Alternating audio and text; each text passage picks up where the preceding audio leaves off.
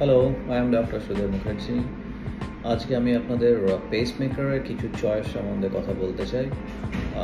This video will be very helpful for those who are planning to implant A pacemaker or who needs a permanent pacemaker implantation এবং তাদের যে বিভিন্ন query থাকে regarding choice of device.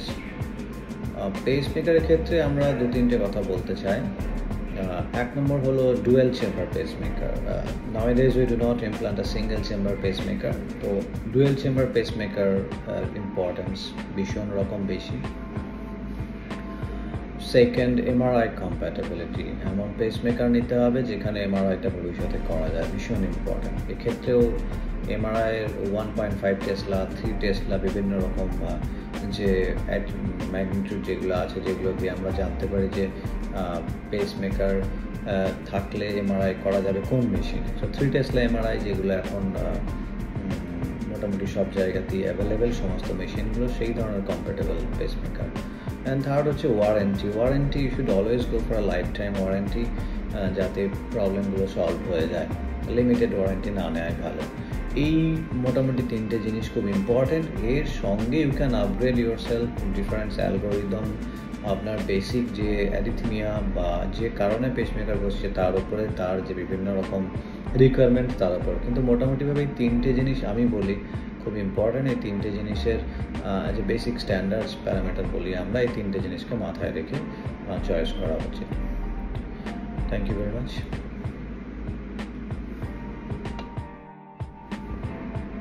Hello, I am doctor Sudhir Mukherjee.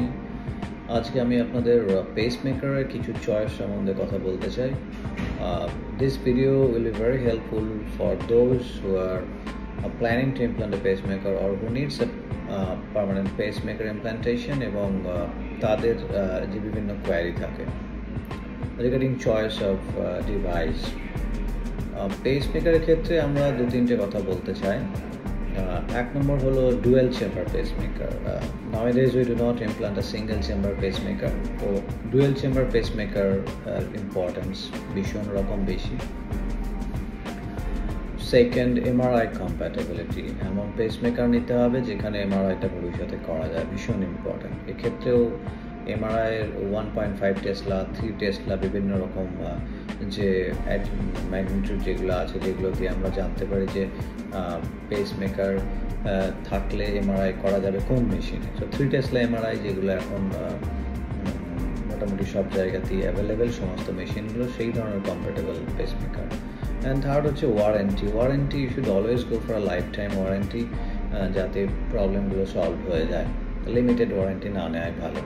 এই মোটামুটি তিনটে জিনিস খুব ইম্পর্টেন্ট। এর সঙ্গে you can upgrade your self difference algorithm, আপনার বেসিক যে অ্যারিথমিয়া বা যে কারণে পেসমেকার বসছে তার উপরে, তার যে বিভিন্ন রকম রিকোয়ারমেন্ট তার উপর। কিন্তু মোটামুটিভাবে এই তিনটে জিনিস আমি বলি খুব ইম্পর্টেন্ট। এই তিনটে জিনিসের যে বেসিক স্ট্যান্ডার্ডস প্যারামিটার বলি আমরা, এই তিনটে জিনিসকে মাথায় রেখে চয়েস করা উচিত।